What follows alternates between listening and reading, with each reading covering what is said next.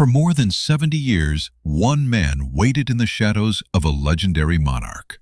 While the world watched Queen Elizabeth II define an era, Prince Charles carried a burden few people could ever imagine, knowing that one day the crown would be his. But what happens when a lifetime of preparation finally meets reality? And how did his closest ally, Princess Anne, help carry the weight of royal duty through decades of triumph, scandal, heartbreak, and loss? Today, we're uncovering the remarkable story of two royal siblings whose lives were shaped by duty from the very beginning. The British monarchy is built on tradition, responsibility, and sacrifice. For King Charles III and Princess Anne, those values have defined every stage of their lives. From childhood pressures and difficult family relationships to public scrutiny, military service, and personal heartbreak, both siblings have spent decades serving the crown in very different ways. In this video, we'll explore Charles's long journey to the throne, Anne's reputation as the hardest-working royal, and the extraordinary bond that has helped them navigate some of the most challenging moments in royal history. Let's get into it. The heir who waited a lifetime. From the age of 3, Prince Charles knew his destiny. When Queen Elizabeth II ascended the throne in 1952, Charles instantly became heir apparent. Unlike most people, he never had the freedom to choose his future. His path was already written. As a child, he watched his mother's coronation in Westminster Abbey. Imagine being a young boy surrounded by centuries of tradition, witnessing a ceremony that silently reminded you that one day the same responsibility would fall on your shoulders. That realization would shape the rest of his life.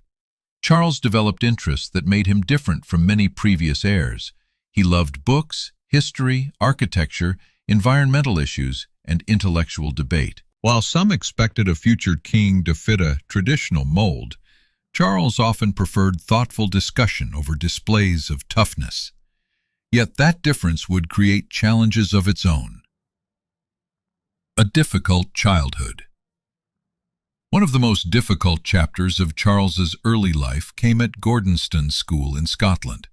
His father, Prince Philip, believed the tough boarding school would strengthen his character.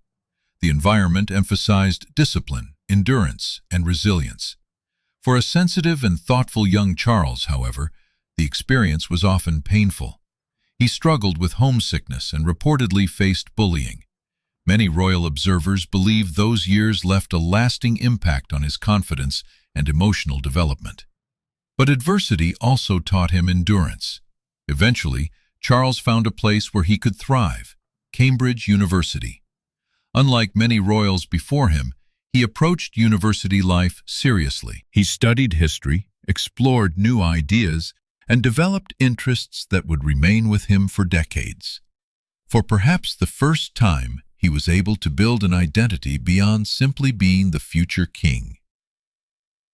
Princess Anne, the royal workhorse. While Charles carried the burden of being heir, his sister Anne was forging her own path. Born in 1950, Princess Anne grew up alongside her older brother and quickly earned a reputation for independence, determination, and honesty. Many people who worked with the royal family described Anne as remarkably similar to Prince Philip. Both shared a practical outlook, strong opinions, and an unwillingness to waste time on unnecessary formalities. Over the years, Anne developed a reputation that few could rival. She became known as one of the hardest-working members of the royal family, carrying out hundreds of engagements every year and supporting countless charitable organizations. Unlike Charles, her role was never guaranteed by destiny. She had to create her own place within the monarchy, and she succeeded. Few royals have pursued a sporting career as seriously as Princess Anne. Her love of horses began in childhood and eventually led her to elite equestrian competition. She competed internationally and became the first British royal to participate in the Olympic Games when she represented Great Britain at the 1976 Montreal Olympics. Her competitive spirit became legendary. Friends and colleagues often joked that Anne hated losing almost as much as she loved winning. Whether representing her country in sport or carrying out royal engagements, she approached every challenge with the same relentless determination. Love, marriage, and public scrutiny. No discussion of King Charles would be complete without addressing the relationship that captivated the world. When Charles married Lady Diana Spencer in 1981, it seemed like a modern fairy tale. Millions watched as the prince and his young bride exchanged vows in a ceremony that became one of the most famous weddings in history. But behind the glamour, cracks were already forming. Their marriage faced immense pressure from public expectations, media attention, and personal differences. Eventually, the relationship broke down, leading to separation and divorce. Years later, Charles would reunite with Camilla Parker Bowles, the woman many believe had always been his true soulmate. Their marriage in 2005 marked the beginning of a new chapter, one that gradually earned greater public acceptance and stability.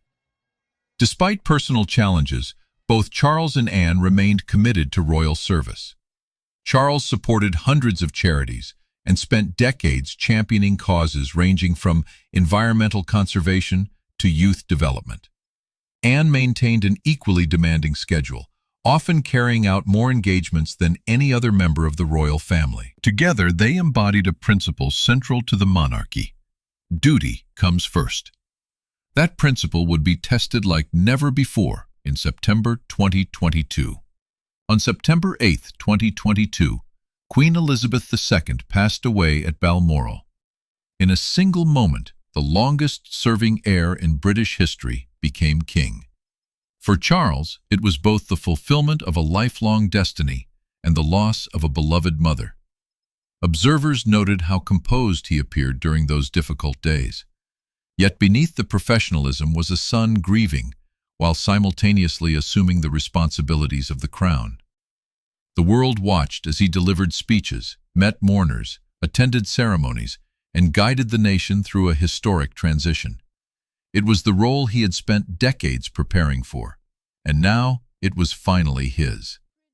The stories of King Charles III and Princess Anne reveal two very different paths shaped by the same commitment to service.